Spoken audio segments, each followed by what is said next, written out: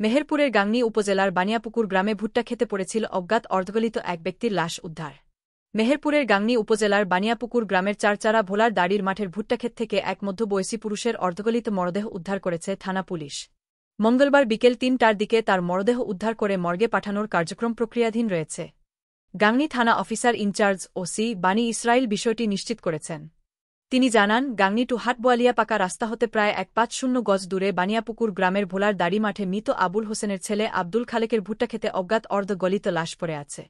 এমন সংবাদের ভিত্তিতে পুলিশের একটি টিম ওই অর্ধগলিত লাশ উদ্ধার করে মর্গে পাঠানোর কার্যক্রম প্রক্রিয়াধীন রয়েছে। ঠিক কবে নাগাদ তার মৃত্যু হয়েছে তা বলা সম্ভব হচ্ছে না। তার শরীরে পোকা লেগে গিয়েছে। মরদেহ শনাক্তের চেষ্টা অব্যাহত রয়েছে। শনাক্ত হলে আইনি প্রক্রিয়া শেষে পরিবারের নিকট মরদেহ হস্তান্তর করা হবে। মুজিবনগর খবরে নিউজ এর জন্য যোগাযোগ করুন। আশফারুল হাসান সুমন, উপদেষ্টা সম্পাদক, মোবাইল 01722226606।